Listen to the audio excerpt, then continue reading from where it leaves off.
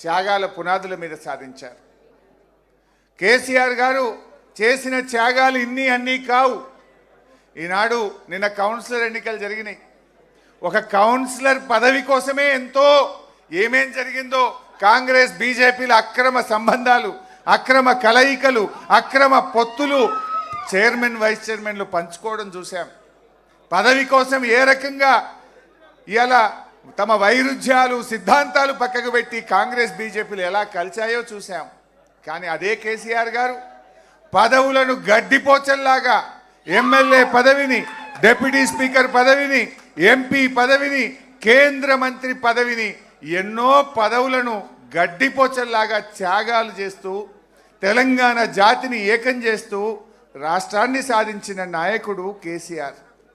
నిజంగా ఆ త్యాగాలే లేకపోతే, ఆ ధైర్యమే లేకపోతే ఇవాళ తెలంగాణ వచ్చిన ఎన్ని త్యాగాలు, ఎంతో. అసలు నిజంగా నాకు తెలిసి చరిత్రలో కేసీఆర్ తిన్నన్ని తిట్లు, ఆయనకు పెట్టినన్ని శాపనార్థాలు, ఆయన మీద జరిగిన దుష్ప్రచారాలు బహుశా ఏ నాయకుడి మీద జరిగి ఉండవు. రకరకాల కుట్రలు, ఒక రకమైన కుట్రలు కాదు. ఆయన మొండి ధైర్యం గనక, ఆయన ఒకే ఒక నమ్మిన సిద్ధాంతం కోసం ఒక మొండి పట్టుదలతో ముందుకు సాగిండి కనుకనే ఇవాళ తెలంగాణ సాధ్యమైంది. ఎక్కడ ఆయన మీద వచ్చిన అభాండాలు, దుష్ప్రచారాలు, ఆయన మీద జరిగిన కుట్రలు ఎక్కడ అధైర్యపడ్డా, ధైర్యం సన్నగిల్లినా, ఎక్కడ వెనకడుగు వేసినా ఇవాళ తెలంగాణ రాష్ట్రంలో మనం ఉండేవాళ్ళమే కాదు. ఎన్ని కుట్రలు, ఎన్ని అపవాదులు, ఎన్ని దుష్ప్రచారాలు, ఎన్నెన్నో ప్రలోభాలు, ఏ ప్రలోభాలకు కూడా తలగ్గకుండా చివరికి తన ప్రాణాన్ని సైతం, ఇంకా ఏమవుతుందో మేము ఆయన చూడ్డానికి నిమ్స్లో వెళ్ళినప్పుడు మా కళ్ళల్లో నీళ్లు తిరిగేవి. డాక్టర్లు మమ్మల్ని పిలిచి ఏమన్నా జరిగితే మమ్మల్ని తప్పు పట్టుకోవద్దు, ఆయన చివరి దశలో ఉన్నాడు, మీరు ఆయనని కన్విన్స్ చేసుకోండి అని డాక్టర్లు కుటుంబ సభ్యుల్ని పిలిచి చెప్తే మా కళ్ళల్లో నీళ్లు తిరుగుతున్నాయి. కానీ ఆయన దగ్గరికి వెళ్ళినప్పుడు మాత్రం అదే మొండి ధైర్యం, మీరు నన్ను అధైర్యపరచడానికి నా దగ్గరికి రావద్దు, నన్ను విరమించమని చెప్పడానికి నా దగ్గరికి రావద్దు, నాకెక్కడో నమ్మకం ఉంది, తప్పకుండా తెలంగాణ ప్రకటన వస్తుంది, నేను ఒకే మాటతో బయలుదేరాను, అయితే తెలంగాణ జైత్రయాత్ర లేదంటే నా శవయాత్ర అని నేను బయలుదేరాను, నేను దానికి కట్టుబడి ఉన్నాను తప్ప మీరు ఈ రూమ్లోకి వచ్చి ఆ నిమ్స్ ఆసుపత్రిలో నన్ను అధైర్యపరచొద్దు, దీక్ష విరమించమని రూమ్లోకి రావద్దు అని మాకు చెప్పేవాడు.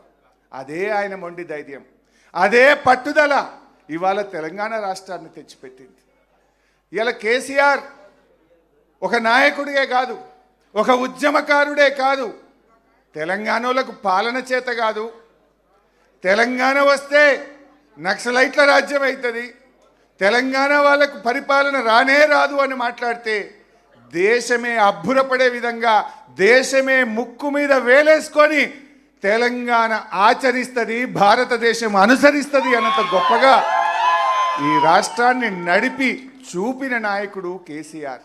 కేసీఆర్ ఒక ఉద్యమకారుడు, కేసీఆర్ ఒక చరిత్రకారుడు, కేసీఆర్ ఒక పాలనా దక్షుడు అని ఇలా చరిత్ర పుటల్లో నిలబడ్డారు.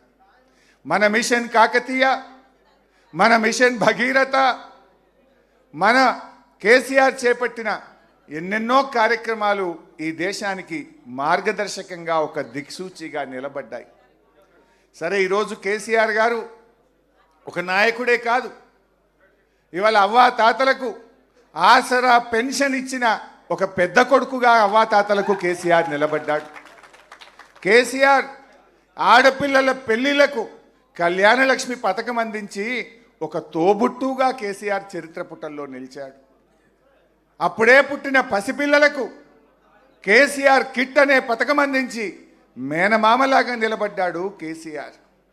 రైతన్నల కోసం రైతు బంధు, రైతు బీమా, 24 గంటల కరెంటును మిషన్ కాకతీయ ద్వారా చెరువులు బాగా చేసి కాళేశ్వరం లాంటి ప్రాజెక్టును కట్టి పెండింగ్ ప్రాజెక్టులను పూర్తి చేసి రైతన్నలకు తోబుట్టుగా నిలిచిండు కేసీఆర్.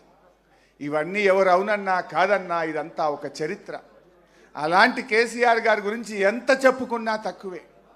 నిజంగా నాలాంటి వాళ్లకు 25 ఏళ్ళు ఉద్యమములో, ప్రభుత్వంలో, ప్రతిపక్షంలో వారి అడుగు జాడల్లో నడిచినటువంటి ఒక గొప్ప అవకాశం ఇలా మాలాంటి నాయకులను ఎంతో మందిని తీర్చిదిద్దింది కూడా కేసీఆర్ గారే. ఎంతో మందిని ఇలా గొప్ప గొప్ప ఉద్యమకారులుగా, కార్యకర్తలుగా, నాయకులుగా, పాలనా దక్షులుగా, శాసనసభ్యులుగా, శాసన మండలి సభ్యులుగా ఒక కొత్త తరాన్ని తెచ్చింది కూడా కేసీఆర్ గారు. అటువంటి కేసీఆర్ గారికి మీ అందరి పక్షాన, నా పక్షాన హృదయపూర్వకమైనటువంటి జన్మదిన శుభాకాంక్షలు తెలియజేస్తూ, ఓటమి తాత్కాలికమైంది, మళ్ళీ కేసీఆర్ వచ్చే రోజు ఎంతో దూరంలో లేదు. తప్పకుండా కేసీఆర్ గారు మళ్ళీ ముఖ్యమంత్రి అవుతారు. మనందరి ప్రార్థనలు, దీవెనలు, ఆ భగవంతుడి ఆశీస్సులతో తప్పకుండా మళ్ళీ కేసీఆర్ గారు ముఖ్యమంత్రి